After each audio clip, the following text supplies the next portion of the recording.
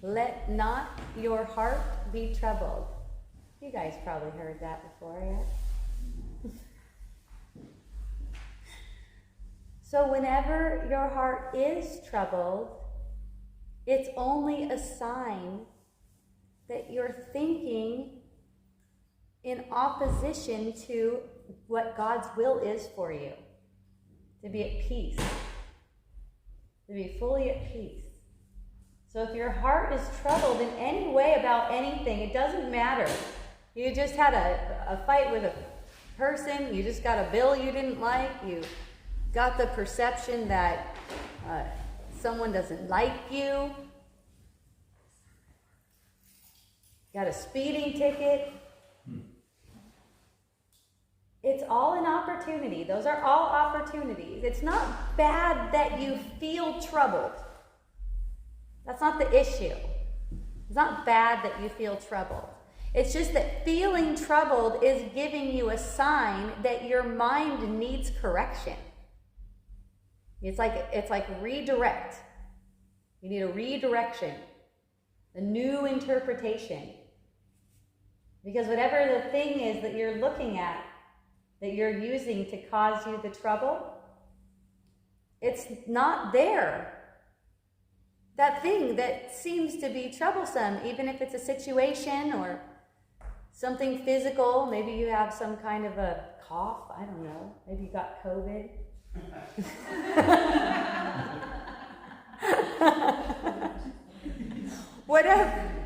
Whatever, it doesn't really matter what the thing is, because the things are all the same. They're one projection of the mind. So it's giving you an opportunity to admit, one, this world is not real. This world that we perceive is not real. You know, but what's beyond this world is real. And you are beyond this world. See? People would always ask me, what's real then, Hope? What's real? What's real? You are real. That's what's real. If you identify with your body, you're going to misunderstand me and think I'm saying that you're not real.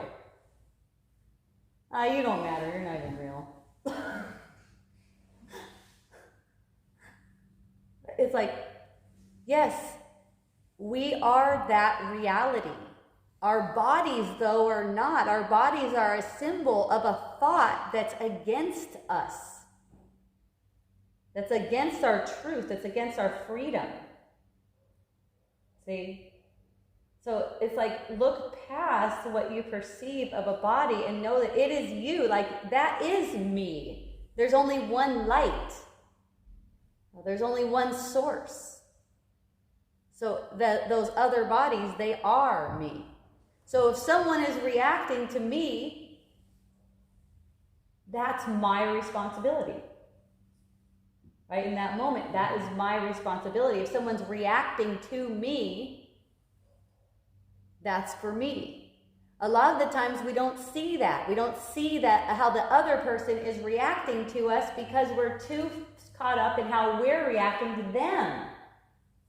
And in going and making wrong, you know, making them out to be something. So if we're noticing how someone is reacting to us, so then we can extend that love that's within. Notice how they're reacting. Are they recoiling? Did something just happen where you just said something and they recoil and they're like, oh, and all of a sudden there was conflict? Get still in that moment. Just get still. Don't try to work it out. Don't try to work it out. Something led up to that in thought. So it's always a journey in thought. So before the incidents where the person reacted to you, you were on a particular journey in thought that was not serving you. So you just get that. Oh, okay, thank you. Okay? So that's why when I have an interaction and someone tells me, you know what? Fuck you, Hope. I'm like, thank you. Thank you for that. Even if I'm triggered in the moment, I could still get a thank you out. That's what I noticed. Like, even if I'm triggered, it's like, I'm saying some stuff, and they're like, you're just talking some bullshit or something like that. And then I go, thank you. Thank you. It's true.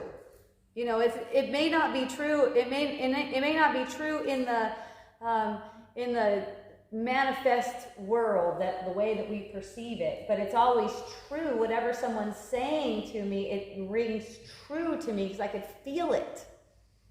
You get the sense of it. It's like, oh, thank you. Just keep thanking, And that's how we start to see through these kinds of patterns, and these patterns, they get healed. See? Like, help me, I need help. Like, whenever we're triggered, we need help. If someone says something to me, you know what, that's your pattern. You have this as a pattern. Thank you.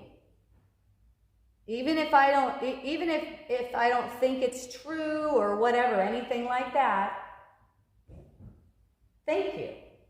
Because there is the words that someone says, we scripted them. We gave them the words to say to us to get that emotional reaction. So it's always a thank you. And in that way, you won't see your conflicted relationships lasting. They won't last conflicted like that. Either the person will be out of your experience, or you'll just have a harmonious relating. See? So people tend to hold on to things in relationship. People tend to hold on to little things that you did in the past and things like that. Or you might be holding something that someone did in the past.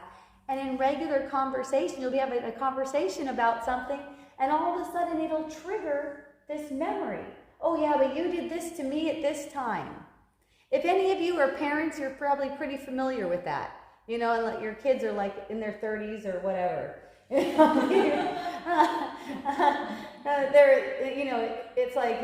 It's like, you remember when you did that to me? Well, you did that to me, and stuff like that. That's something that is given to us to heal in the moment. It's like, oh, thank you. Watch the need to try to explain it. Watch the need to try to explain how, well, I was doing the best that I can. I thought I was doing everything for your benefit, I thought I was,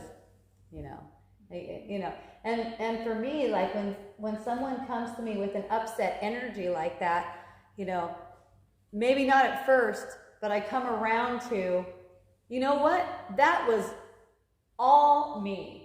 And I told my son, I go, you know what? That was all me. That whole thing was me. I did all of that.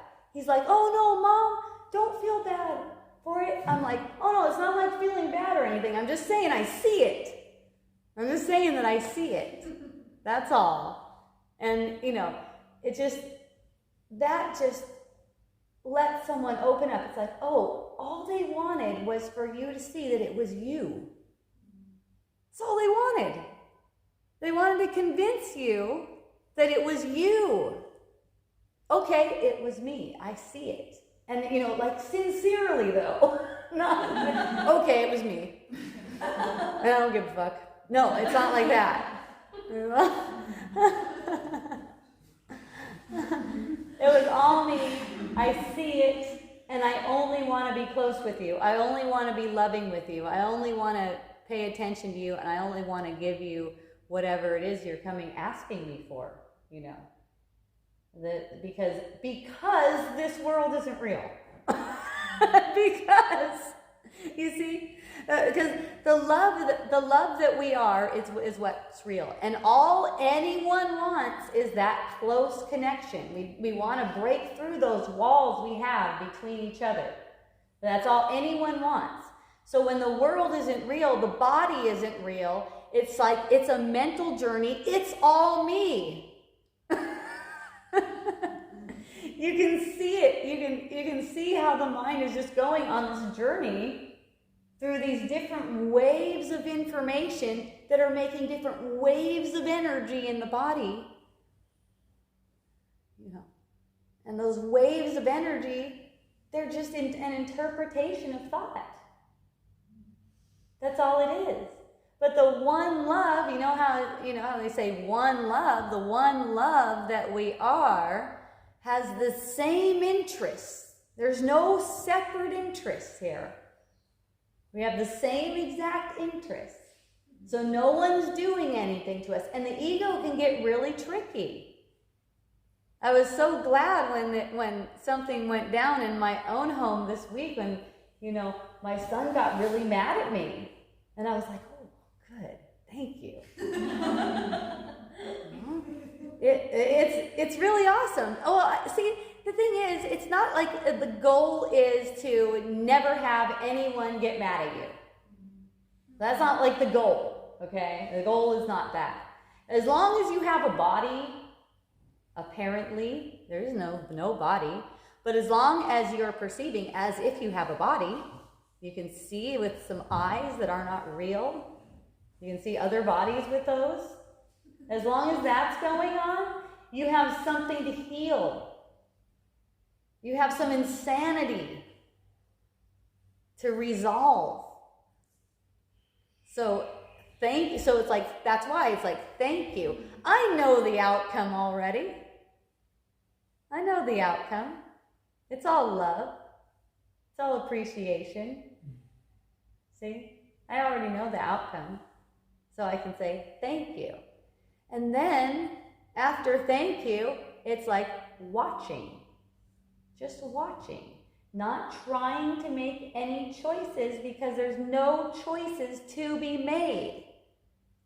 It's a mental trip. It's not a physical trip. The physical is mental. The physical is a projection of what you mentally thought before. Okay? And check this out. This is one part that's really interesting too. You're not actually thinking.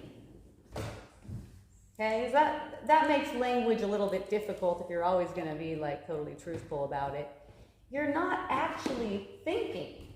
Thoughts are offered to you, and you decide whether, this is the choice that you're making, you decide whether they're meaningful or not. You decide whether they're meaningful. Thoughts are occurring to you so fast. They're so quick, and so often they're just allowed to just go on and be followed, and just like they'll be thinking, And at any moment, like to start out, if you're not noticing all the thoughts that are coming, to start out, just notice when you feel upset and then look at them. Because you made yourself upset. You got yourself to upset. You got yourself over to upset.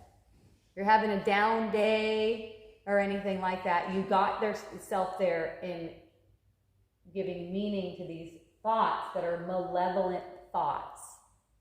Okay, there's lots of them. They have a really huge range. Any thought about the body? Any thought about the body?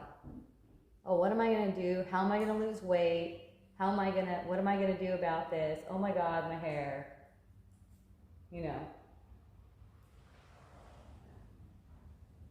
See, any thought about the body is tension. I'm not saying that the thoughts are bad. I'm talking about the meaning that's given to them. So when you're talking about it like that, just make it playful. When you're adorning your body, brushing your hair, putting makeup on, whatever. When you're adorning your body, it's like you're trying to make something look like it's not a setup. The body's a setup. It's a setup for a self-attack. That's all it is. It's funny. That's what I mean. Like, just be light with it. And if you think you look shitty today, it's funny.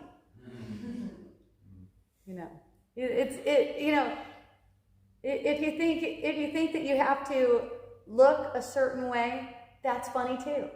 You know, the thought that occurs to you, and I know I say you think, and I hear it. I hear that. I know.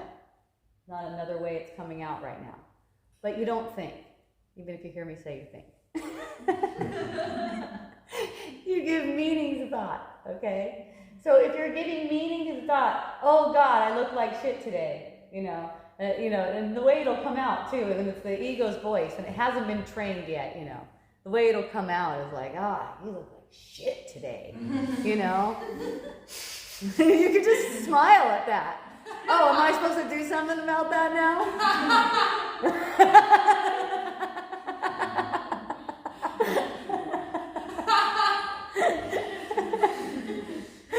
And it's the funniest thing. I've been looking in the mirror my whole life.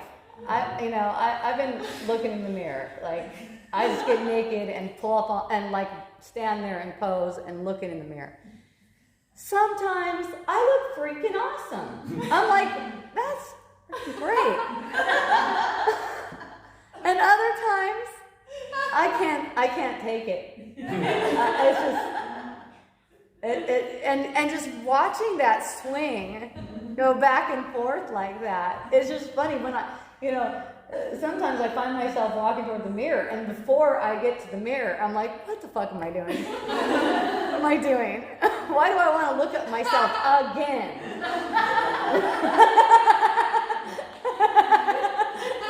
Like, unless I got something in my teeth or something.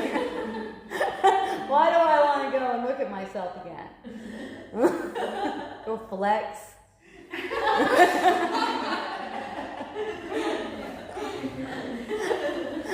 But that's what I mean is not wrong. Fun, light. There's not a thing that you can do that's wrong. There's no way you can get it wrong. There's light. It's a mental journey. The mental's projecting the physical. So there's a mental journey. So I must have these thoughts that it's important that I look a certain way. I must think that it's important that I look a certain way. And because of that thought that I think it's important that I look a certain way, you know what? I'll get so bummed out about the way I look sometimes.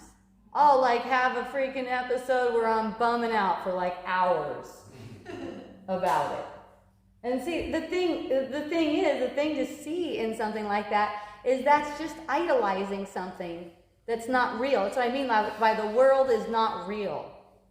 So it's like in an instant, even if I find myself in a bummer state, once the light comes through, once there's right. I forgot. I don't give a shit what my body looks like. And now I feel so much better. It's just like instantly, it's like these energies, they just grip. You know, they just grip you. It's like, but you can instantly feel better. And that's basically what I'm saying. That's the will of God for you, to feel better, to get relief. To get relief from that pressure, like something's wrong with me, or something's wrong with the world, or something's wrong with my kid, or something like that. See? I'm always like, nothing's wrong. Like, as soon as it seems like something's wrong, I'm like, I'm sure nothing's wrong. You know, people will tell me something's wrong with them. I'm sure nothing is wrong with you. One of my friends was like, Hope, you know what? Now I have this mental disorder. It's actually like they can see it in my brain, okay? I'm going crazy.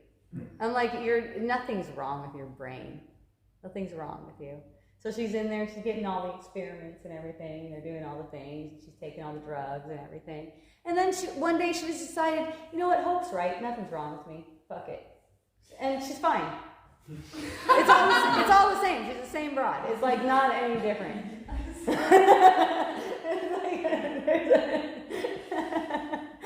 It's just like a little journey to like, okay, I need some attention. What can I do for some attention? Let me have a brain problem. And that's the thing. It's like all these things in taking them really light. You know, friends who know me, they don't come to me when they want someone to take something serious.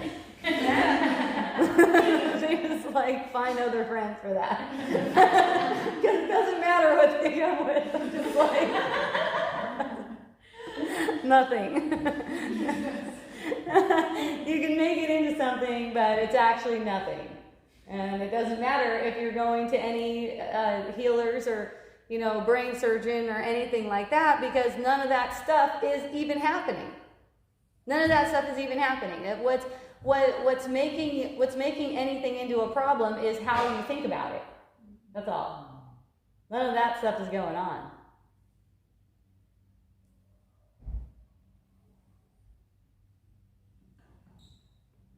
People will tell me, this person, did you know this person died? Yes, I do know that they died.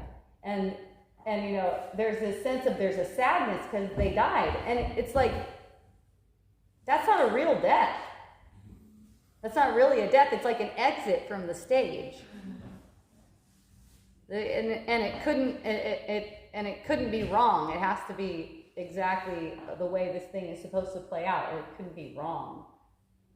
So it's like when you recognize everything is so temporary that you perceive, these bodies, everything so temporary, make sure you're in appreciation and you won't feel like you lost anything when there's an exit.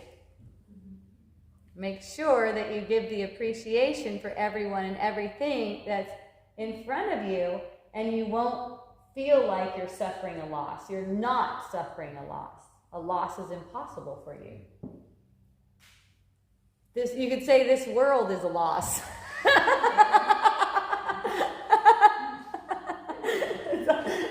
It's already a loss, so anything that seems like a loss within it, it's all the same.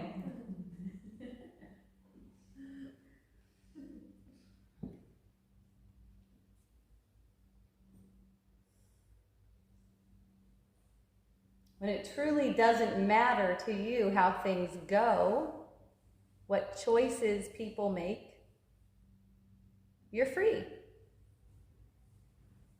You're totally free. And, free is healthy. For freedom and healthy, they go together. Right? You don't have to worry about what you're eating or how you're exercising or anything like that. If you're free, you're healthy. That's it. The body's a projection of the mind.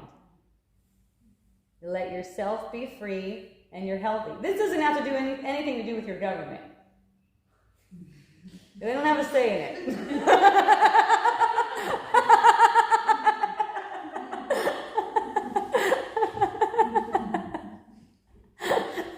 They don't actually have any say in it. So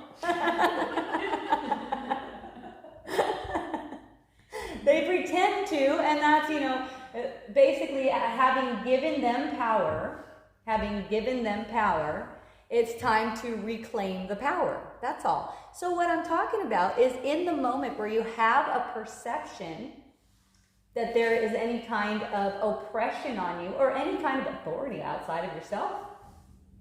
Okay? Policeman, judge, anything like that. The law, COVID order. It has no authority over you whatsoever. None.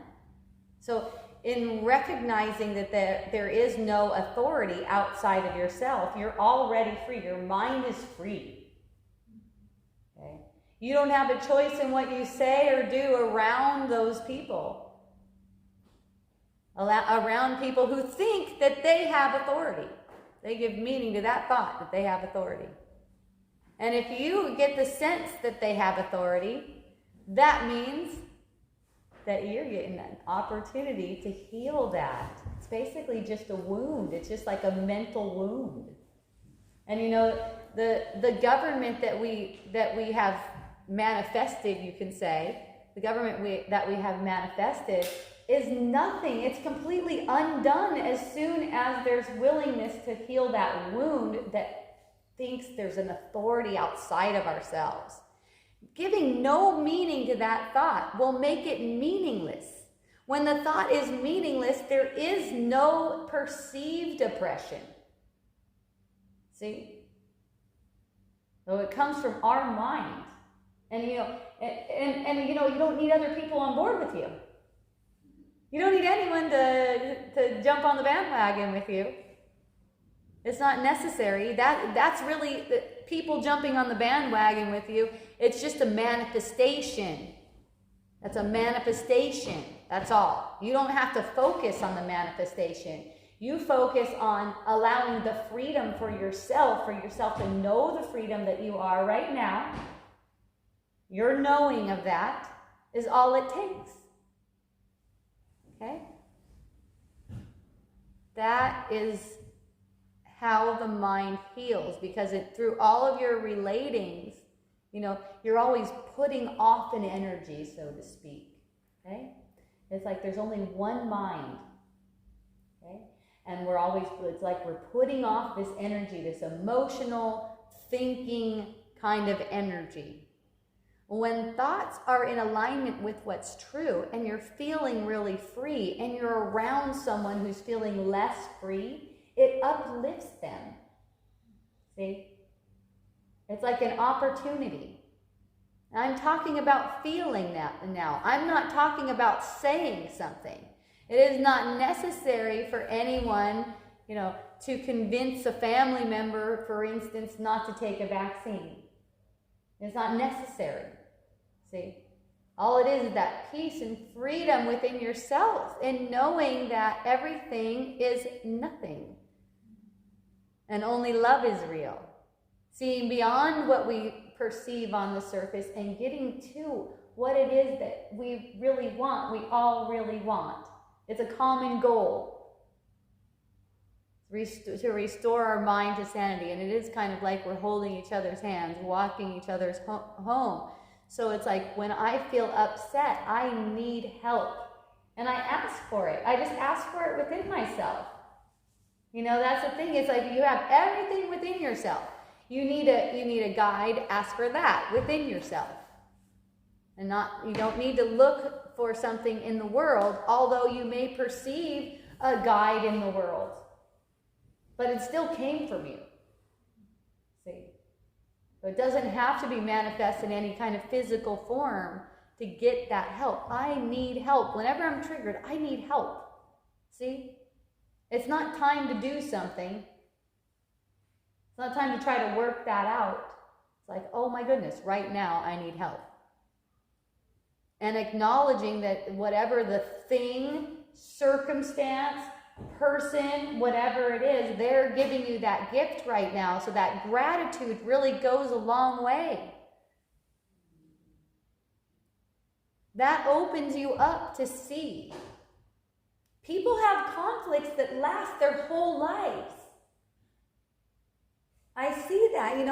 The normal, conventional way to be married is to be really sour towards each other. Like as you go on, you just get really sour towards each other. Just like kind of like saying mean things or whatever. And it's like, you don't have to accept that for yourself. You deserve way better than that. And that's not saying to leave your partner. I'm not talking about that. Because you don't have a choice in that. Whether you leave your partner or not, it doesn't matter. You just keep playing the same patterns over and over again. But what I mean is, let there be a softness. Sometimes people joke. One of my family members said a joke, and I didn't think it was funny at all. It didn't sound like a joke. It sounded like he was suffering. And he goes, it was just a joke. And I go, there's a lot of truth in jokes. A lot of truth in jokes. So, and then it's kind of like, I just don't accept that for myself. So I don't get like, oh, how am I going to get them back? That's the normal way to do it. How am I going to get them back? Next time I'll say something that's just kind of mean. It pokes at him next time. Pokes at his shortcomings.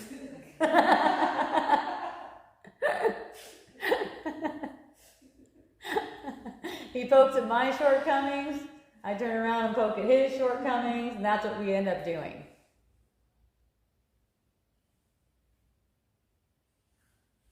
But it's like, it's for me, it's like, hey, are you okay? It's not like, how dare you say that about me?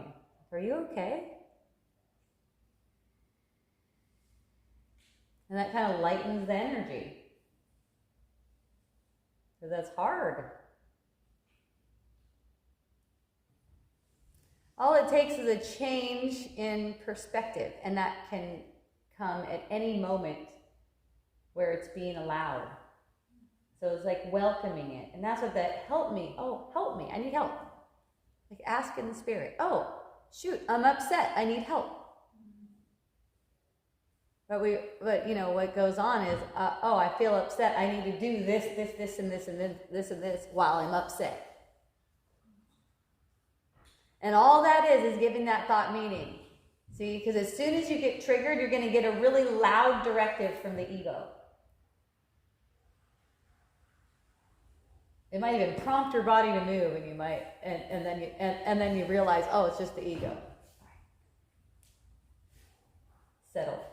Settle down. Nothing's happening.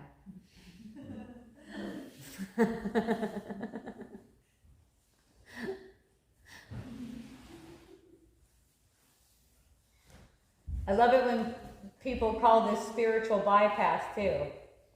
That's always fun. Well, it seems to be working for you, even though it's spiritual bypass.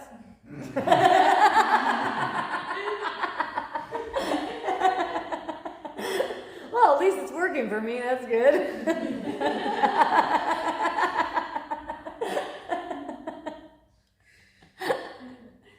If I can just bypass it.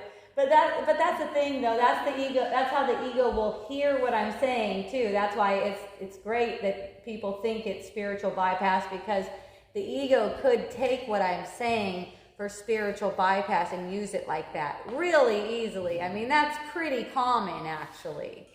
You know, it's like, oh, it's all me. Oh, you don't matter. Then they wonder why their relationships are all messed up. That person's not talking to me. That person's not talking to me. They're not talking to me anymore. Sent my kid to military school. I actually had that experience.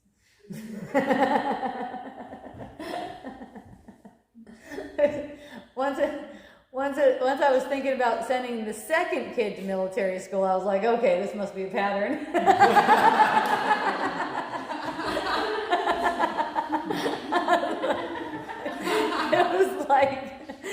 It was like 10 years later, you know, that they're really spaced out.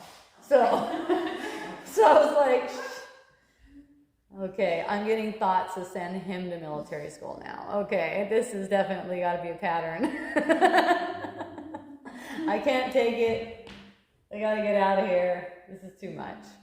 They're going to kill someone.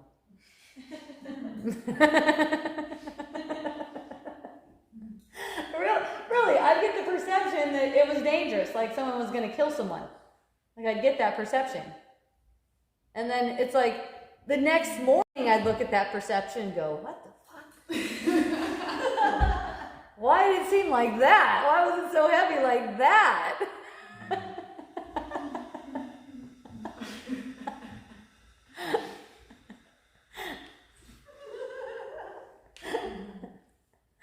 I also got the perception that I needed to kill someone too, you know, not just that. So it's like it's all the same, you know. When we get the perception that someone's going to kill us and we're afraid for our lives, that's because we feel like that. We want to kill. That's why we get that perception. It's freaking awesome. You start to see because this is hidden stuff, you guys. It's hidden. It's not. It's revealed through the perception that you're having. The perception that you're having is revealing what's hidden in the mind. It's not personal. Okay? So it's like, if you're in fear for your life, if you have an experience where you feel like you're in fear for your life, immediately, oh, that's just me. Everything's okay. If you get spooked at night or anything, oh, that's just me. Okay. There's all underneath the face, kind of like the face that the ego wants to show you and the face that the ego wants you to show the world. Underneath that face, there's a murderous tendency. Okay? Everyone's a killer. That's why we have murderers in the world. Every one of us is a killer, you know. And that's what that guy was saying. I didn't understand it back in the 90s, but now I know what he's saying when he's singing that song about devil inside. Remember that guy? Devil inside, every single one of us, devil inside. Yeah. So that's what he's saying, and it's not like you are evil in any way. It's not anything like that. It's this structure of thought that projects the body and the personality and everything like that. It is founded on a murderous thought. Okay? And it comes up, it reveals itself in all of your upset feelings. Anytime you're feeling upset, anytime you're feeling victimized. Okay? And also when someone is reacting to you, it's the same. So watch their reactions. Take care of your beloved. This is your beloved. Anyone who comes to you is your beloved. Take care of your beloved. It's like we're walking together through basically hell. Okay? So it's like it's important for us to get that. This is basically that, and it's not a problem. Okay? It's not a problem because of who we are, and it's not even real. Okay? So we do, when we extend that, we are offering it to ourselves first. We receive it first. So whenever we extend that to others, we're receiving it first. We extend that truth, that awareness of what we have in common here and what our common goal of manifesting this hellish world is. See? And more, when we're asking for help in this way, it's going to be given. You're going to see miraculous transformations in the way you communicate with people, in the way you think and go about your day, and even cook and take a poo. Everything. You know, in being aware of what this is really for. Not getting caught up in the part that's meaningless. See, letting that play out. It's a play. It's a play. It's like, oh, what am I going to do about this? What am I going to do about this? Oh my God, I got so much things to do. Whenever I feel like I have so much things to do, I let myself have so much relaxation in my mind that normally I just stop doing anything. And just find myself chilling out because it doesn't matter. And it's so funny because when the inspiration arises and I do find myself doing things, it's like so much shit gets done in such a small amount of time. It's like, it's all on the computer. I don't do anything else. That just came right out. You don't need to sit around and think about it. Anytime there's a sense of overwhelm, it's not time to go and do the thing that there is overwhelm about unless you find yourself doing it. See, you don't have a choice in that. But you're thinking that you have to, that's where you have the choice. You give that thought meaning or not. You're following that thought around as if you have a choice in what you're going to do. That's what makes overwhelm. I mean, the foundation of overwhelm is you have a choice in what you do. Oh shit, you better be kicking your ass into gear. You better be on. You better be right on. It's so funny because I get the way I get the manifestations. I don't mind what happens at all. It's so fun because I'll just be I get the thought, oh, I got so much shit to do tomorrow. I better get to bed early. The next thing you know, I'm up till 1:30, which is hella late for me. I'm smoking a spliff out in my patio, and it's midnight. I was like, oh yeah, getting to bed early thing. That's what that is. Okay, it's just And the thing is, the thought of getting to bed early and then finding myself out on the patio another thought comes up that says, I fucked up.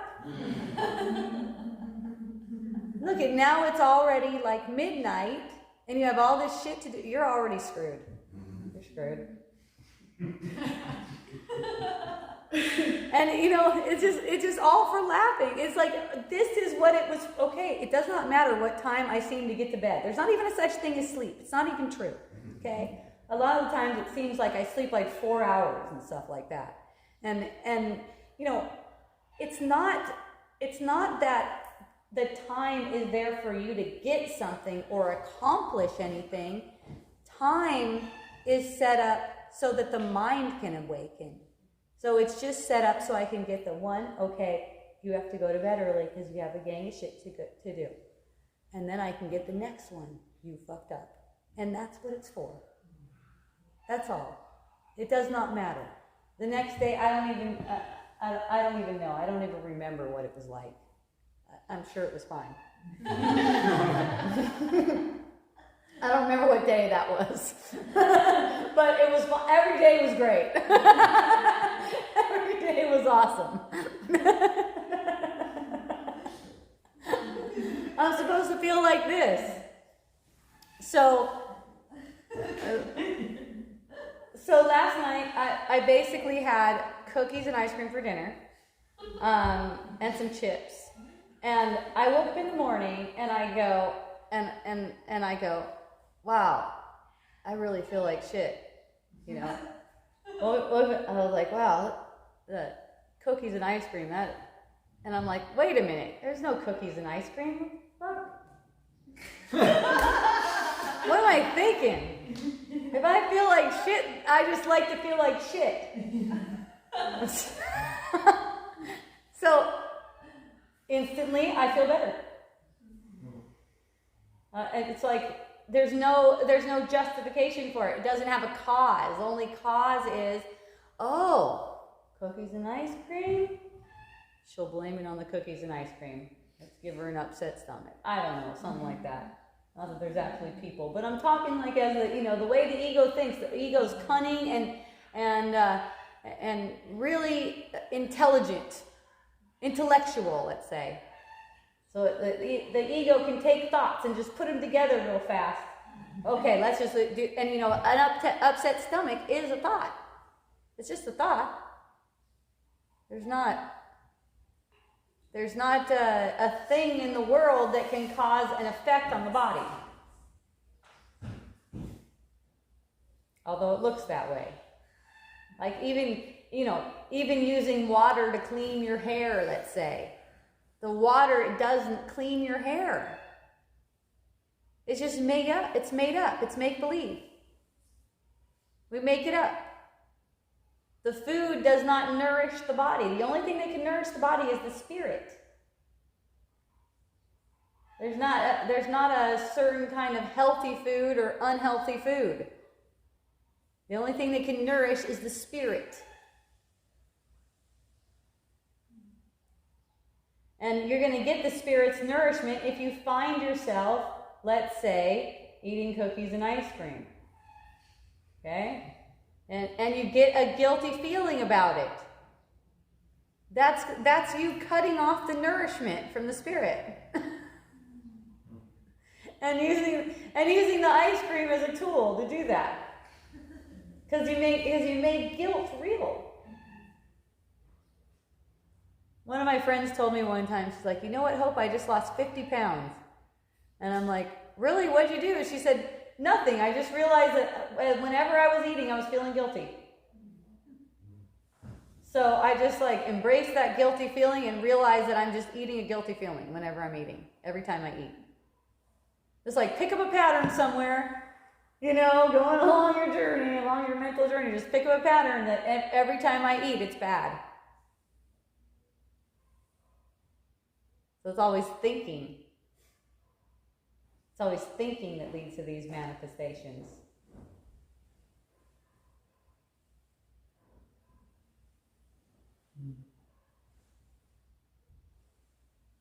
And it will end in, through thinking as well.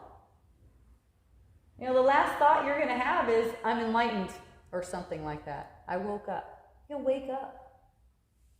You had a dream of yourself waking up from the dream.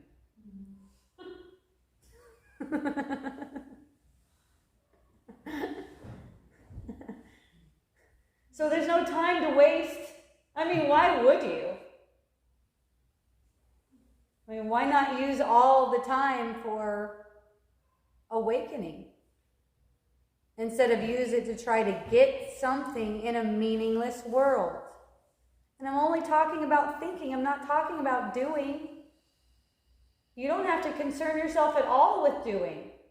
That's all totally taking care of itself. There's nothing you can do to stop it or make it go better. Thinking about it as if you're that one that's doing things, as if you're that one making a choice on what to do, puts pressure on your mind. You could say it lowers the vibration and makes everything have to be efforted by you.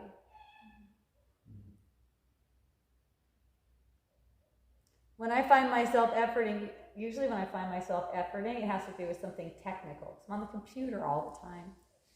Find myself efforting, and basically the way I effort is I'm like, what the fuck? And then I'll notice that right away. It's like, oh, okay, I don't need to even look at that right now.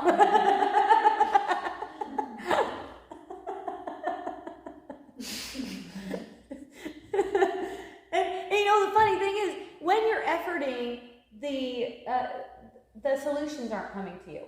It's like you're closed off to the solutions. You can't even see any solutions.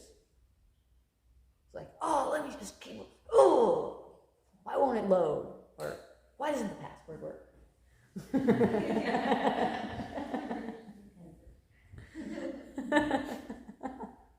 Stupid software. So I know for me, in my experience, as soon as I stop efforting on the thing, it just disappears. It's not a thing. See, whatever it is you're gripping to, like, you know, say I want to get this program installed on my computer, whatever it is that my mind is gripping to, it's so nothing that as soon as I just allow myself to peace, it disappears. And then it comes back again when it needs to come back. It's just, I don't need to hold it. I don't need to hold on to it and make sure I do it. I always do everything at the right time. It's so amazing. And if I think I didn't, I'm wrong. If I think I did it at the wrong time, I'm wrong. If I think I made any kind of mistake or could have done something better, I'm always wrong. See? I'm not afraid to be wrong. And the same, you can say courtesy goes to everyone else. Whatever anyone else does, it's perfect too. Even if it gets a reaction out of me in a moment, like I can be surprised by my reaction. I don't know. You know, it can just like hit you like a freight train and then you're like, there's a reaction. But you know what? That you don't have to hold it. You don't have to stand by it. You don't have to justify it. Like, oh shit, that was just a reaction. Just erase that. That's nothing. Nothing's wrong with what you did. Are you sure? I could tell you're reacting right now. I am reacting, but I'm still sure there's nothing wrong with what you did. See, there's...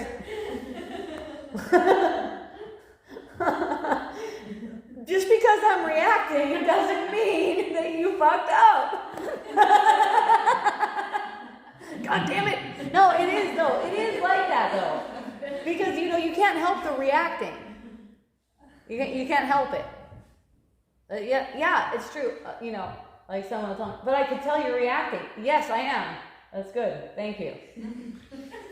Still, you haven't done anything wrong. I just punched you in the face and now you're on the ground. You haven't done anything wrong. Someone asked me that the other day. What if they just come up and, because I had someone come to me, a parent and child, and they were having some kind of a conflict, and she was scared of the son. I can relate with that. It's good stuff. And what if he just hits me, and then it's the same. He still didn't do anything. It's just the same. It'll hurt, yeah, probably. And it's still the same. Like if you want to have if you want to have that communion with them, if you want to have that connection, then you have to let it all be the same. Okay, that's the ego's way. The ego's way is health and safety. It means you got to take freedom away. Okay? No, everyone has freedom. That is health and safety. That is freedom. Freedom, health and safety, one thing. That's all the same thing. You can't actually separate them. Okay? It's like an unhealthy relationship is where you deny freedom to a person. Could be a kid.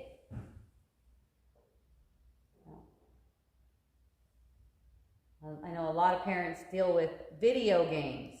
I can't let my kid play video games, or I have to monitor how much time they're on the video game, right? Where's the freedom in that? Where's the freedom in all of these monitoring things? That's the way we communicate. Like even here in Pune, I was amazed. I came here unschooling parent, I'm giving my kids complete freedom. They can do whatever they want. They're complete monkeys. Whatever they do. I'm thinking of them swinging from the chandelier or something. But, none of that stuff, it wasn't like that. It's like, you guys are just free. Well, my son did go on the roof when he was 4 and play on the roof. But that's another story. So I come to Pune and find out, wow, all these parents, they don't let their kids play video games. There's this whole like lack of freedom thing. And then it's like, hey, government, give us our freedom. Hello? You are the government. Don't tell us we can't smoke weed. But I'm going to tell my kid they can't have any sugar. See? It's just, that's the ego. These things are bad for you, and I'm going to keep you safe. Okay? The ego's gonna keep you safe by limiting you. The ego's always for limiting you, limiting your freedom. And whenever you're limiting another person's freedom, you're limiting your freedom. See? Now we have a gang of people that are so into making a bunch of people wear masks.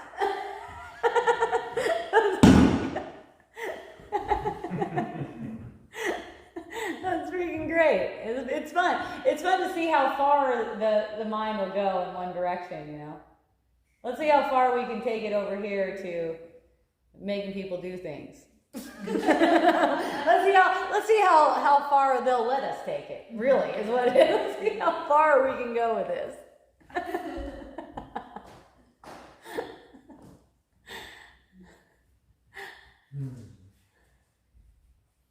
We're just playing games. It is a game. One friend told me, there's kind of like a little trick you can do to remind yourself that you're in a game. And it's like, look at something where two lines cross. Somehow that give your mind a tip. You're in a game. You're just playing a game. And it doesn't matter. It's not like a win and lose situation, but it's like a game of finding your freedom again. Finding the light that you are. Finding the truth. It's like hide and seek. It's like, oh, here I am. Hiding behind this image that looks super scary.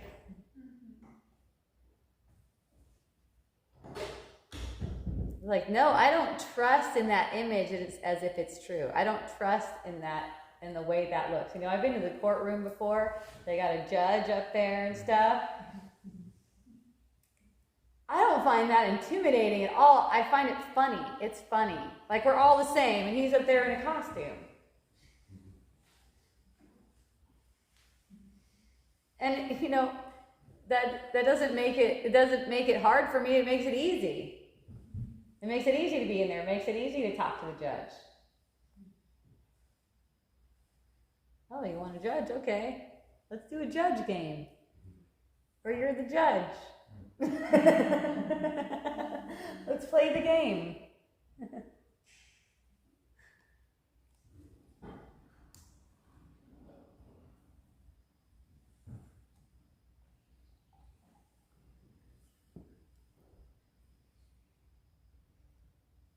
A person once told me when I was younger, you know, you're going to see someday that you need to take things seriously. You need to be concerned about things, you know.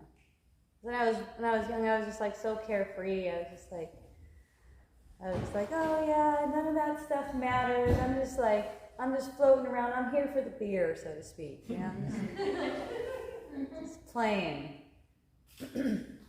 And you know, they were right, because at one point I started to take things really seriously. And I didn't even notice. All of a sudden I was down this path and I was taking things really seriously. I didn't even see it happening. I didn't even realize it was going on. And then it's like one day I just go, wow, I led myself here. I can go back the other way now.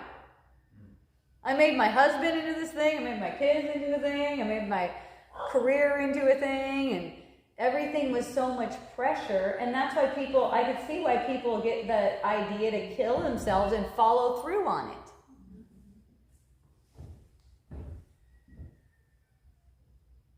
And that's been very common in this present day too, is a lot more suicides, a lot more people just like feeling like they just can't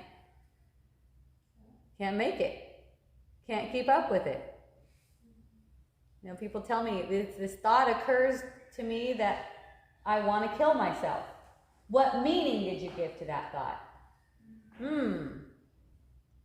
I must have given it some meaning, huh? Because it's bothering me. I go, yeah. That's exactly right. These thoughts, they're just errant thoughts, and they're just traveling the mind. You could hear, oh my God, I want to kill myself. And you can smile at it, or you can take it as something. Now you need therapy, you're going insane, you're hearing voices, or you can just smile at it.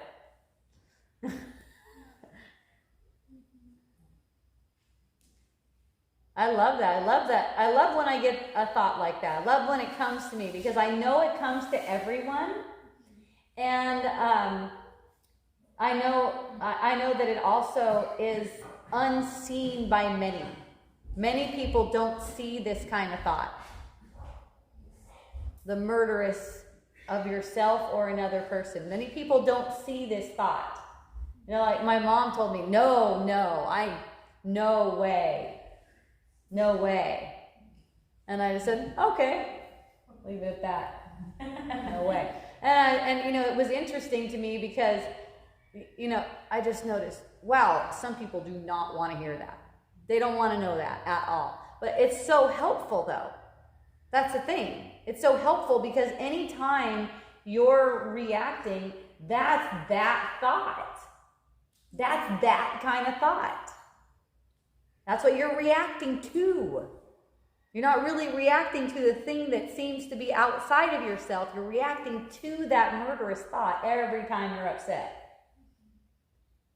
Like, oh my goodness. When I notice when I'm triggered, all of a sudden everything changes.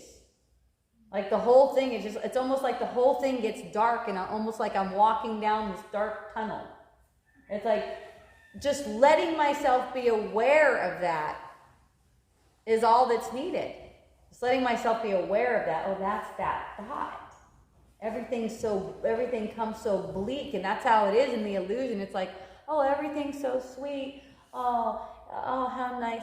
My son comes up to me and he tells me I'm the best mom, and thank you for being such a good this and that and this and that. And then another time, you're the worst fucking everything. You know, it's like, this too shall pass. That's the way it goes. It's just like back and forth. But if you're not gripping to it, definitely you get more of the, oh, you're so great, you're so great, you're so great. Right? And then you'll get up. Because when people are not feeling good about themselves, they're looking for something, they're looking for someone to dance with that feeling. They're looking to try to give it away. They can't give it away, but they can get some temporary relief. We can all get this temporary ego relief by putting it on another person. Gosh, I feel so shitty about myself. If only my mom hadn't done whatever when I was 5 or something, then I wouldn't be in this predicament right now. That's ego relief. Because now someone else is guilty for it. You're not. See? Well, that's how the ego gets its temporary relief. But for real relief to take place, there has to be a willingness to see that that's just that thought, that murderous thought that's causing the reaction. The ego wants you to put it on someone else. The ego wants you to make it about someone else. See? Like, I feel upset right now because all my family is going to take both COVID vaccines, you know. Okay, right now, that's it. That's the murderous thought. It's not the COVID vaccine. There's no family. There's nothing like that. There's no people outside of yourself. That's just the murderous thought bringing a reaction to you. See? And what I've seen with this is the lowest amount of activism that I've seen on anything. Okay? What I've seen is, very small amount of people, very few people, lots of people come up to me and tell me that they feel like they want to do something. They really want to do something. The thing is, it seems like such a problem. It seems like such a problem because of the reaction that's coming that there's not much movement. I see people awakening here and there and there and there and there. Oh my gosh, I just feel so inspired. Oh, this is great. I'm so glad this whole COVID thing's happened. I get so much inspiration out of it. And look at how awesome where our visions are now. We're having all kinds of visions for what a perfect atmosphere for us would be. We're having awesome visions. It's like the darker it gets, the more light. See? It's like I couldn't be more grateful for this thing. I'm like, yes. People come up to me and go, yeah, when COVID's over. I'm like, when COVID's over? What are you talking about? It's not going to be over. COVID forever.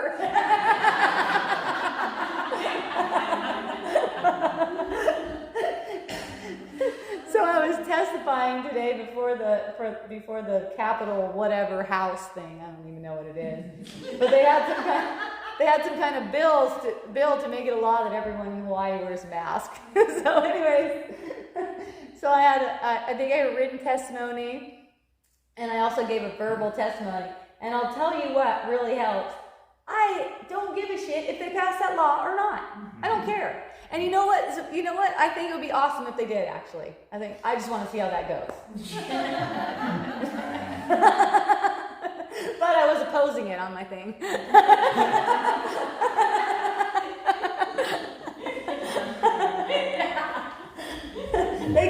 I don't think they could tell that I thought it would be awesome if they did it.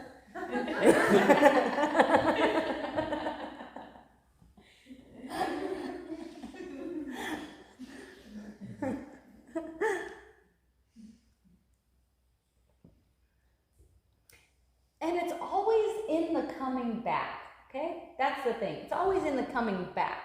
So it's not like you're trying to be perfect, you're all rigid, you're like, I better watch myself, not react and stuff like that. It's always in the coming back. You get the clarity of mind, you come back, you get a gift every time.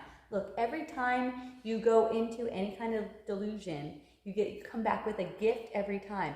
As long as you say so.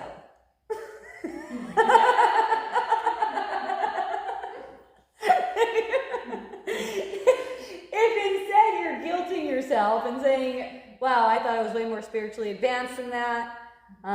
Something like, I really was this or that. Then you can't receive the benefits of that. You can't receive the benefits of the gift. So whenever you go into delusion, I mean any kind of upset feeling, that's delusion. You've deluded yourself. That's all. That's what I'm saying. Anytime you go into delusion, you are coming back with the gift as long as you're willing to receive it. Okay? So it's the willingness. And that gift is there for you. As soon as your mind is open to it, it's there for you. So it's not like you missed the opportunity or something. You will get that same kind of scenario over and over again until it's healed, until it's fully healed. And it's fun. It's fun because I'll see healings in my relationships. I went in my relationships. I dug myself a good hole. It was good. I went all the way to mom's a freaking crazy broad. She's dangerous. Don't get in the car with her alone. She hates us all and wants to leave. Okay, so coming from that, back up. At first, no one trusted me. No one trusted me at all. And then I'm like, and I'm just smiling, because I'm like, I know. I was like, oh my gosh, they're going to be so surprised. They're going to be happy. Not yet, I've shown them something else, but not yet. But they're going to be happy. And, I see these huge healings taking place. I see these huge healings, like you can feel it and everything will change and everything. And then there will be another, it's like, and the ego wants to go, oh, I thought that was healed. And it actually was. Everything's been healed. But we're just still imagining it. We're just still imagining things. We're imagining that we want to keep this dream still. We're making it real, and we keep on making it real. So even in the unreal portion of it, it's like it's not coming back the same way again. It's not because your mind is different. Because your mind is different now. So even when it flares up like that, it's nothing. It's nothing like the way it was before you had the bigger, more profound healings. Those are like right at the beginning when, you take a conflicted situation and you go, you know what? I just want to love here. I'm sorry, whatever the words are, doesn't matter. It's a feeling. It's like I know I take all the responsibility for it. And it's not a guilty responsibility at all. It's like, oh, I'm so happy that I can take responsibility for it because it is my responsibility. I want to take all the responsibility for at least for my mind. I don't mind if you take all responsibility too. You can. If you want to, I don't care. But if we have a conflict, I take all responsibility for it. So, that's my mind playing out, and that's the reason why I'm going to take the responsibility for it, because I want to see more. I cannot see more if I'm not taking all the responsibility for it. Okay, I know I led myself here. It always is a journey in thought. All you're doing is leading yourself there in thought. So how are you not 100% responsible? See? For their reactions. And that's why, someone, to answer the hitting you or punching you in the face one, someone punched you in the face, I take responsibility for that too. I don't know. I couldn't see myself filing a lawsuit against someone and said, that guy punched me, now I want him to pay me. Because it wouldn't be worth it. If I'm going to teach my mind that I'm a victim, I could just get punched anytime. I've got no protection. I got zero protection. I could just get punched anytime. I could just be a victim. The thing is, all protection is in the mind. All protection is in thinking. That's why I can't get sick, and I know no one else can get sick. That's another weird thing about being at that meeting that I was on a Zoom call. But you're seeing the people, right? And they're all wearing masks. They're wearing double masks. Yeah, they're because the CDC said something. I'm like, who is the CDC though? Like, did you guys know who the fuck they are? Like, telling you guys what to do. But it's just like, it's like, well, it's like there's this idea that there is this virus that's gonna get you. It's like, really? So this is where this goes. This is interesting. That's a good experiment. This is a good experiment. This is where it goes. This is where it goes to when you think that something outside of yourself can harm you. That's what it gets to. And what's next? What comes next to make people say, it's like when you recognize, oh, I cannot get sick and neither can anyone else. That means if someone gets the vaccine, we know we have a lot of side effects from the vaccine, right? We see all the side effects and stuff like that. People getting Bell's palsy and bullshit like that. The vaccine has no effect, though. The vaccine doesn't have an effect. What has an effect is fear. So when we have the perception, if people are, oh no, they took the vaccine. Acknowledge that the vaccine has no effect. No effect. It's just fear. The fear, when the fear is resolved, people aren't even going to be going for a vaccine because they're not going to have the perception that there's germs that can fucking infect them on other people's bodies. They're not going to have that perception. That's a misperception. It's such a misperception, and it's like it's so trippy to watch the people in the Capitol building. It's like, is this actually indicative of like the world, really? Like these guys, like all scared. Like, is everyone really that scared?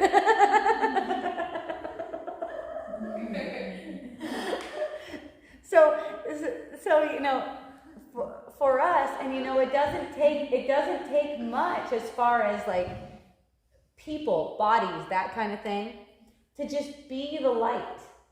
Resolve fear within yourself. It doesn't help to tell people, you guys are being fearful or something like that. You guys are just. It's funny because the things I was thinking when I'm watching it, or I should say the thoughts that are offered to me when I'm watching before and after I'm talking, it's like, oh my God, it's like, what is fucking wrong with them? You're hearing them talking, you're like, oh my God. and just using it. And just using all of that because they're not really there. So when it's kind of like, oh my gosh, there's the fear. Like, don't get scared of the fear. So I'll find myself like, oh my God, and then I'll be laughing. I got my mute button on. So I can just buzz up, I can just start laughing. And I'll just be laughing. I'll be like, and really find the fun in it. I really find the fun. I never found myself even giving any testimony before anything. I didn't even know how the procedure goes. But I just got so excited. I got so excited now for the next one because I'm like, oh, you can ask them questions. I just realized, oh shoot, you can ask them questions. I got questions. And that just sounds so exciting. It's like, and that's the thing, I have lots of friends come up to me and tell me, yeah, I want to get more active. And it's like, for one thing, it doesn't matter what you do. No one, like me being out there doing active stuff, it makes no difference. It doesn't matter at all. It actually doesn't do anything. Okay? It's just a mind opening up to the freedom. Opening up to the courage. Love is also synonymous with courage. Okay? You got nothing to lose. You got nothing to lose. You just feel like you have nothing to lose. And it's just and it's just inspiration, whatever the inspiration is. If that's your role to play, you'll just be inspired toward it. There's nothing to do. And you know what I've seen is different friends going, oh yeah, hey Hope, check out what I did. I just felt so inspired to do it. It's like, oh, how fun. That's just how it is. It's like, oh, look, I just wanted to play with this. Or maybe I just felt like playing a piano. I wanted to learn piano. Perfect. That's helpful too. It's like, whatever it is that feels inspired, when you get that inspired energy and it moves like that, that's the only kind of action that is worthy of you. That's the thing. You never have to engage in any kind of action that's not inspired, because again, that's efforting. And you don't need to effort. Everything that comes from you is perfect. If you have significant others or people around you who seem to put pressure on you as if you should be efforting, that's you. Even if it's your boss, that's you. It all comes to you. It all comes down to you. When you hear someone say, is that all you're going to do today? What happens? Watch the reaction. What happens? That was how my relationship with my husband was for many years. We had this little pattern going. Is that all you did today? Yeah. I'll try to do better tomorrow.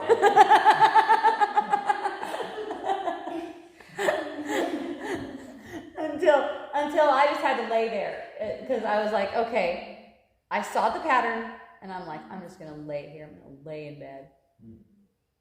And here comes my husband. Is that all you're going to do today? And I get a wave of relief, because I feel the reaction. I get a wave of relief. Yes, honey, I think so. I think that's all I'm going to do today. Oh, can I get you anything? Sure.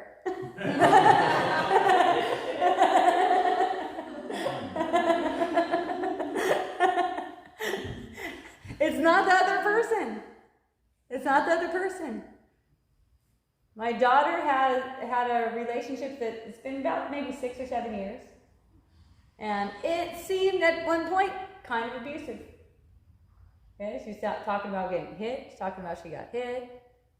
Other things, mean talking and whatever, stuff like that. And she just decided one day that she's not into that. That's not her thing. So, same guy. He's great. Talks so nice. No hitting. All sweet. But it's like a shift. It's like you don't just say it, right? You don't just say it. People have tried that before. It doesn't work. But you feel it. You feel this sense of worthiness. You get this sense of worthiness, and it's like, I'm not going to do that. I'm not going to do that anymore. I cannot do that anymore. I'm not able to do that anymore. I'm not going to live like that. Oh. Well, now that you made that clear, let's not do that anymore.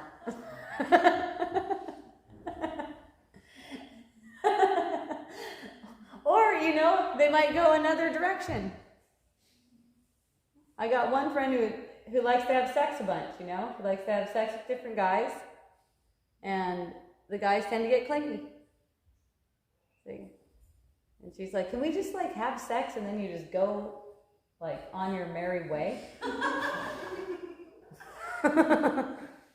We have to make a whole thing out of it.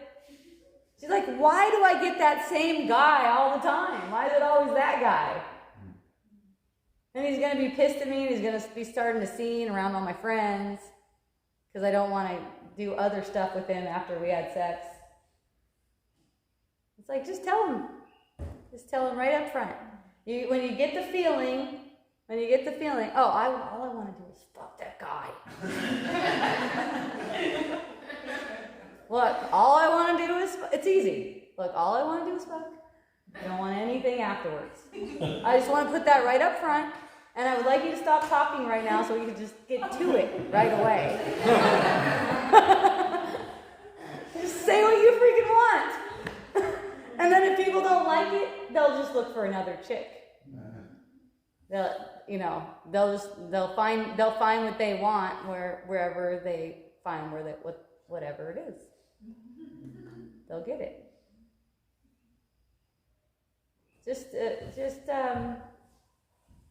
Love is really authentic. It's like, this is what I'm into. And everyone's into different things. It's like, some people like to get to know someone and have like 3 months and make sure they like them enough to, get down like that. And there's not a right or wrong way to do it. My mom told me, Hope, don't forget about that 3-month thing. When you want to fuck, okay? Because if it's meant to be, it's going to be. You're not going to fucking hook a guy by making him wait 3 months.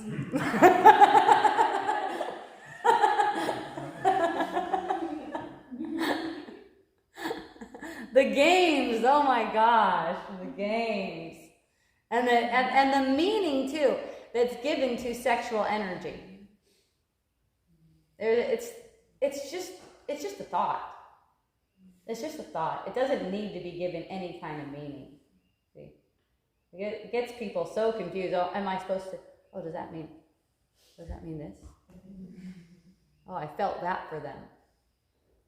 Does that mean I need to do something? These feelings, they just pass. They just come and go. Look, if you're going to be boning with someone, you cannot help it.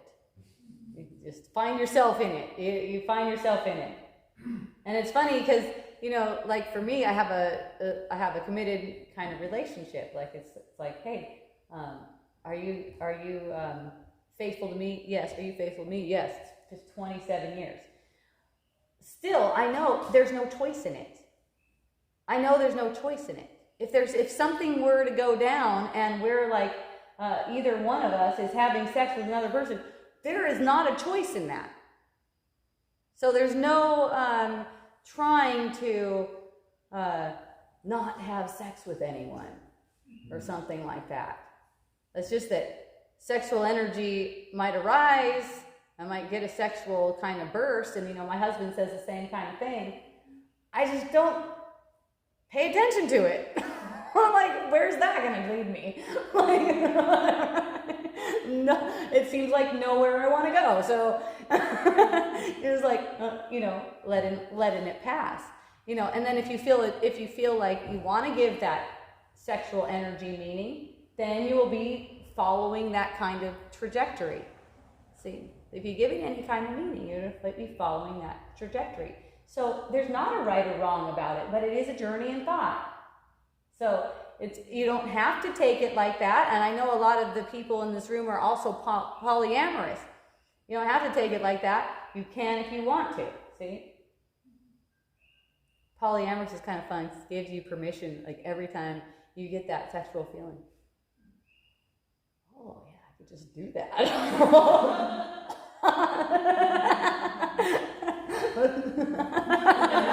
polyamorous. Come on over.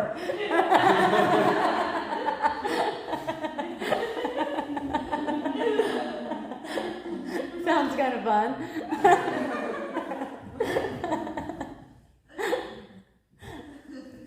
It's all, every thought that's offered to you is just like a trajectory. And whatever it's about the world, it just really doesn't matter. It doesn't matter whether you follow that or not.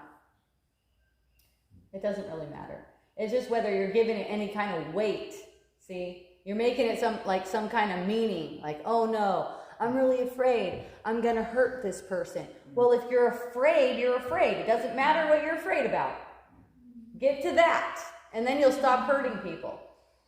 That's all. I'm afraid I'm going to hurt. Oh, I'm afraid. That's my pattern. Okay. Fear. It's fear. I don't have a choice in what I do. Why would I make a big deal out of things?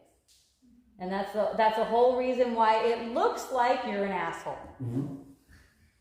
That's why it looks like that. See, because being afraid of what you might do that might hurt another person. That's always where it comes from. See? So it looks like, oh my God, it looks like I'm a freaking jerk. Okay, I must have been afraid of that. So if I'm afraid of being something, that's what I'm going to perceive. We all have the fear of death and also the attraction to it at the same time. See, we all have that fear, and that fear is not something that we can just get rid of by blocking it out. You know, it needs to be resolved. We need to love through it. So in all of the perceptions that we have, like even getting the perception that you're afraid you're going to hurt someone, it comes down to that thought. It comes down to that thought that you're guilty. I don't want to be guilty. I don't want to hurt a person. I would never do that to them. Oh my God, I would never do that to them. See? Someone asked me, would you tell your husband that you had a sexual affair with someone just to see what he says? And initially I go, oh yeah, that sounds so fun. I just want to know.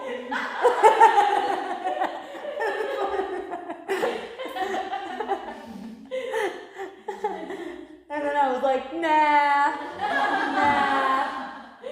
That just doesn't feel good to me. And you know, the first thought is, oh, I just can't do that to him.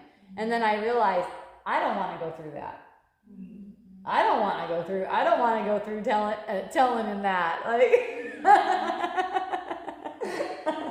I don't want to feel that kind of upset like that. I mean, if it's this case where that is actually the case, where it's like, okay, you know what, boned up, probably wouldn't even tell him. Doesn't matter.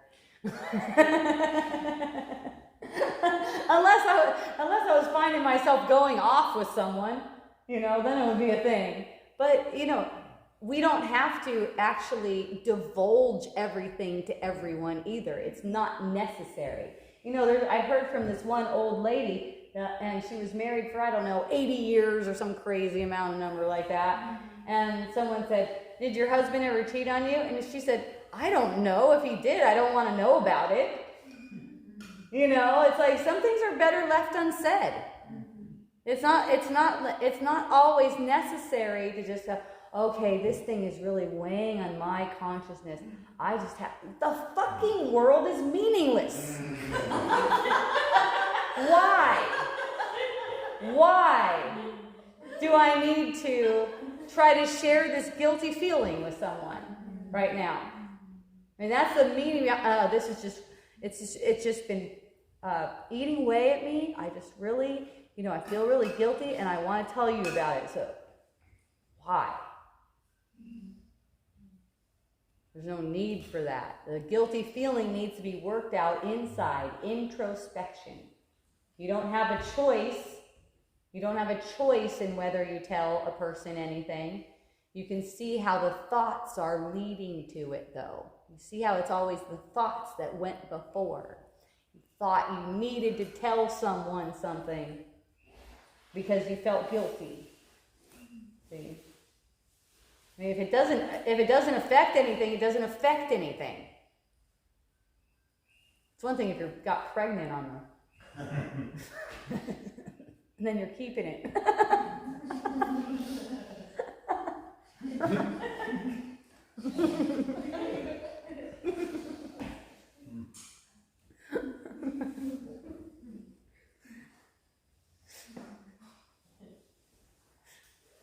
Are you going to be faithful to me forever and ever? That's what we said. That's what we said back in 99. It seems to go that way. It could change at any time. And I'm not looking for it to change. I'm not hoping it'll change. I don't really care. I don't mind if it changes. Because you know why? Because I'm always getting exactly what I need. Whatever it is. That man that's with me right now, that's a perfect man for me. And you know, if he's not the perfect man for me anymore, then he's not going to be right there. He's not going to be there. There's nothing anyone can do about it. Same thing with your kids, the same thing with your friends, the same thing with your banker. There's a perfect banker for you. The guy you got when you called tech support, that's your perfect tech support guy, even if he doesn't speak English.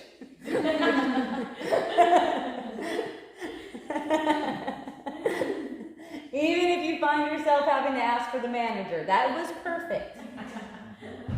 And you know, even in a long-term relationship that goes on and on and on like that, you start to see how these things weave in, like even from a pattern from the past will come back in again and weave back in, and it's like, and it's as people are coming together, and this doesn't have to be a romantic relationship either. I'm talking about more like, you know, what you could call a holy relationship.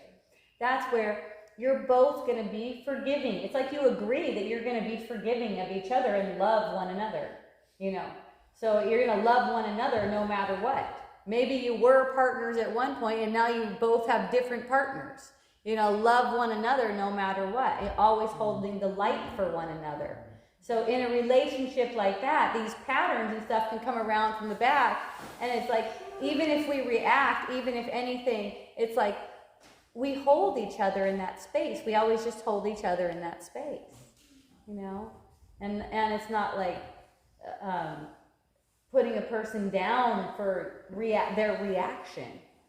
Letting the people have their reaction. Remember, the reaction that another person's having is coming from you. You're projecting their reaction in the way you perceive it. That's also coming from you. So it's like we hold each other in that, like, instead of getting pissed at each other for our reaction. It's like, it's no one's fault, that's just a dance. And, you know, I take full responsibility, and my partner will take full responsibility too as soon as I remind him.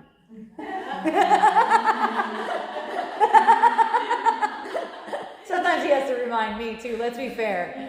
But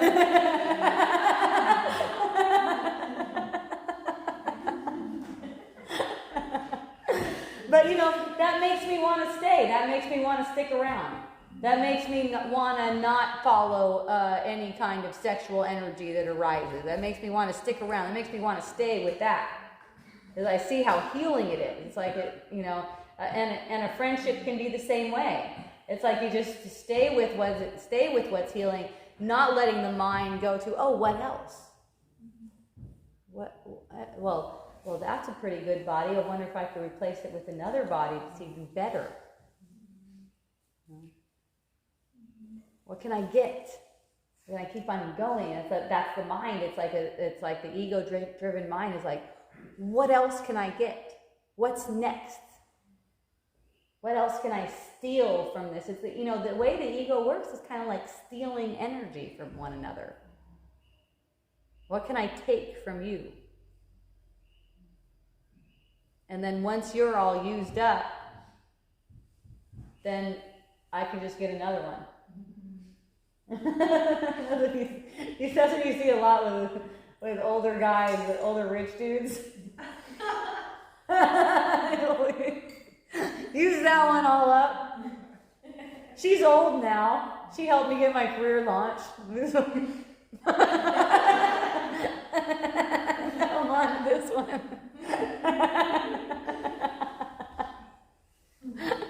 Just put another one into place. Oh, it looks better. It's younger. The curves are nicer. But you know what? It's the same thing. It's the same patterns are going to play out again and again. It doesn't matter what it looks like. And, you know, that's the value that I've found is with sticking with, you know, and that has to do with thought. That has to do with thought. There's been many opportunities, and, you know, I've even followed them a little bit, and my partner has been really strong in it and saying, oh no, I love you.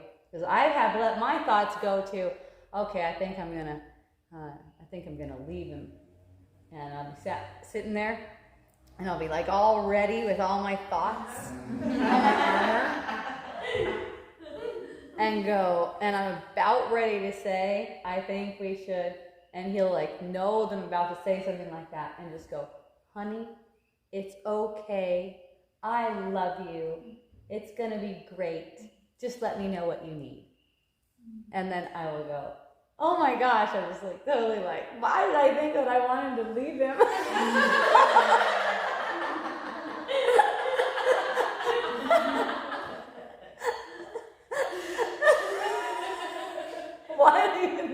It's just a pattern, it's a habit. And he saw that habit early on. And he just didn't buy into it. He didn't believe it. He didn't believe in it. He just goes, I think this is a habit. That you just like get in a fight with someone and then you want to leave them. And he's like, I really love you. I don't want you to leave. I mean, you can leave if you want, but I really love you and I think we can totally work this stuff out. And I'm like, oh, okay. It's like the person just needs to hear something like that. The thing is about jumping around from person to person to person to person to person to person is it's always like starting over with that excitement part. Oh, a new body. Oh, a new body. Ooh, what's this one all about? Well, it's about the same thing as the last one because it's all you.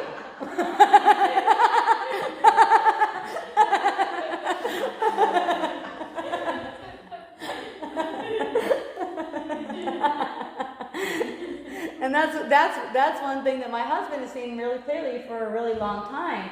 He's like, it just doesn't matter, and I'm ready now, and you're the one, so let's do it. And I'm a lifer on these kinds of things, and let's just go for it. You want to go for it too? I'm like, I'll give it a try.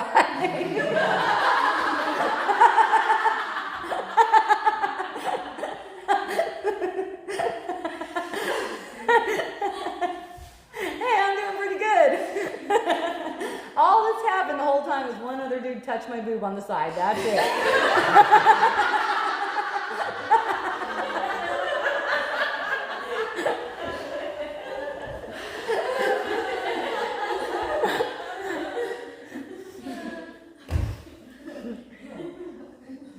It is, I know it's really fun and it's really funny and it is really true.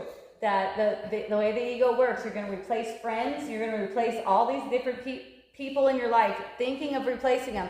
They may get replaced, that's not up to you, but in thinking of replacing them, employees too, same thing. It doesn't matter. It's like you the ego always thinks you can get better. Okay? You can get better. And it doesn't matter what you got, you can get better. And it's true that you're deserving of so much more than what you perceive. When you perceive your relationship to be wrong, you deserve so much more, but it's within that relationship because there's only one relationship. It doesn't change. All it does is prolong. It prolongs it because it takes time for those patterns to come up with a new person. That's why it's like, it's great, go from person to person to person to person, and if you feel driven to go from person to person like that, that's great. You're getting that experience. You need that experience. There's nothing wrong with it. You need that experience going to person to person to person because me just saying it probably isn't going to give you the knowledge of it. Me just saying that probably isn't going to give you the knowledge of it. If you feel like you need to go from person to person to person to person, play it out. Yes, my love. So what about knowing your worth? Like, what if you're in a relationship and they seem, for instance, to keep hitting you or something, and you feel motivated and you feel like you deserve something better? Yeah. What is the question? So, can you get something better? There isn't anything. Much less anything better. There isn't anything there. See, you're having a misperception. You're having a dream. So there's nothing there to get that's better. That's just a misunderstanding. It looks like that. It seems so like that your experiences do appear better, or they become what you think is better. Oh yeah, of course. You can learn from one to another, right? Can you learn something with one relationship and then in the next one adjust? Well, sure, and that's why there's nothing wrong with switching bodies like that. There's nothing wrong with it at all. You can't help it either. So what I'm talking about is that you're saying they're just going to be the same thing over and over. Wouldn't it be different if you learned something from the last one and changed something? Yes, it would be. Yes, that's right. That is right. It's just the patterns that are unhealed are still playing. They're still playing. It does not matter. So the pattern, whatever the pattern was that made you first think that I want to leave this person, I don't want to be in a relationship with this person, whatever that pattern, so the reason that you'll think I don't want to be in relationship with this person anymore, you don't want to look at that pattern right now. So you're going to get another relationship, and it's going to take a little while, and that pattern's going to come up again. And when the pattern comes up again, you're going to go, I need a new relationship, or you're going to go, I'm going to stay with this person, and I'm going to work through my pattern. That's all. Yeah, it's all in thinking. It's all in thinking. Now, some people have really sour relationships because they're thinking that their partner is so bad, but then they're staying with them anyways. A lot of people who get married are saying, okay, this is for life no matter what, right? So they have that kind of limitation on it. So they're having these patterns come up, and they're just hating on the other person, and it's going really sour, and it's just a hellish relationship. That's what you see a lot in long-term relationships, So it's not like it's any problem to change bodies. The reason for changing bodies much of the time is I don't want to look at that pattern right now. See? And a lot of the times we don't know what that pattern is. It's just like there's something about this person that tells me this. See, for me, I watch the trajectory. So when my mind starts to say something about how my husband isn't good enough, it just starts to make a trajectory like that of thought. I get the feeling for it. I get the feeling because I know I don't have a choice when it comes to which body, if any body, is with me like that in partnership. So I know I don't have a choice, so I don't need to think about it. I don't need to think about if he's the right guy for me. See? I don't have to think about if I got the right banker, or I got the right employee, or I got the right kids. I don't have to think about that. It's like whoever is there, that's the one for me right now. And there's only right now. There's not the future. There's only right now. So whatever it is, that's the one. And people who know my husband, he's like a really great guy, like as far as most people perceive. Like he treats me very well and takes care of everything, pretty much everything. And he's just really sweet and loving and everything like that. Still, I can get thoughts about leaving him. See? It just doesn't matter. No one's going to live up to the ego's expectations. No one's going to live up to your ego's expectations. Okay? So it's like, that's just me making that pattern again. Anytime I see it come up, I'll know that's me making that up. So I don't let it go that way. I don't let my mind condemn him or beat him up because, I will see the reflection of that. I will get that reflection. If I'm going to beat him up in my mind like he's not good enough, he's going to show that, he's going to reveal that back to me. And if I'm not aware of it, I'm going to be confused why he's acting like that. See? But it's all coming from here.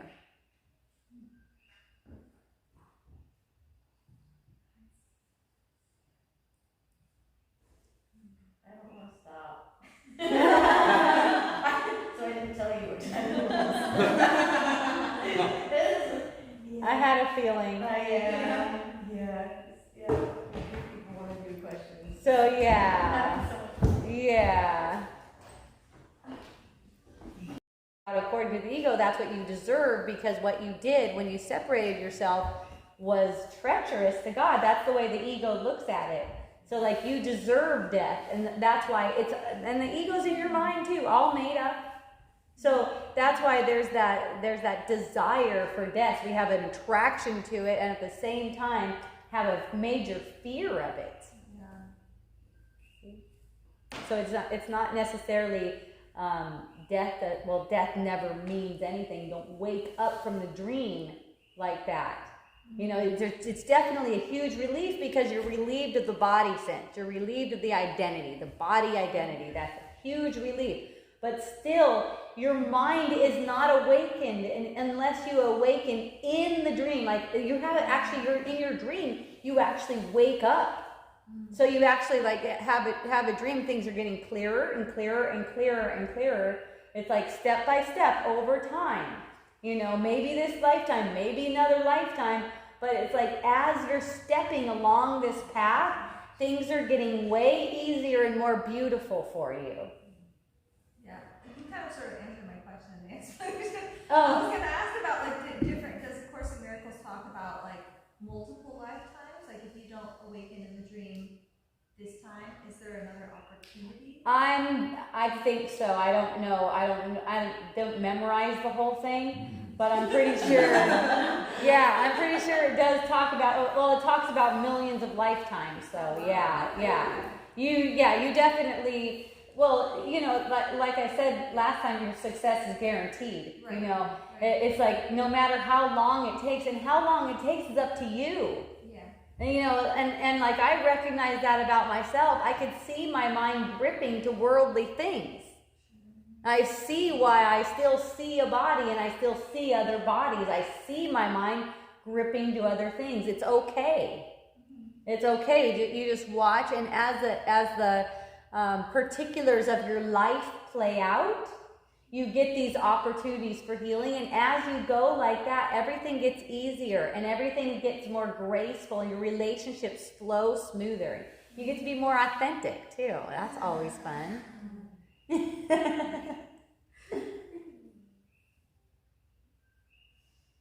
We done? Anyone else?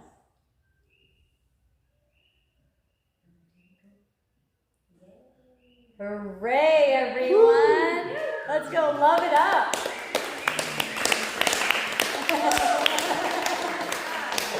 Yay. Thank you. I love it. If you guys want to stick around here, we're about to play a song for us. We got that up next. Yep. And then Amanda cooked an amazing dinner that she brought.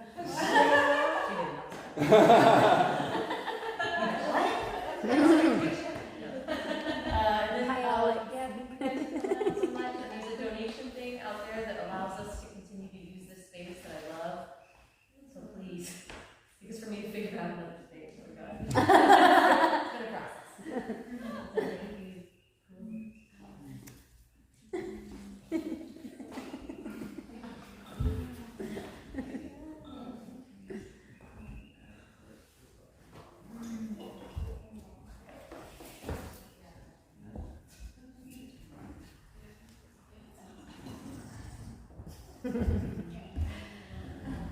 Come on.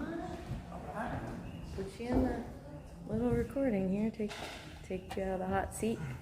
Put you in the hot seat. It is kind of I warm. figured it was. Yeah. That's good. I could tell other people were cold. I'm usually the one that's cold. There you go. Yeah, it's very, really bright.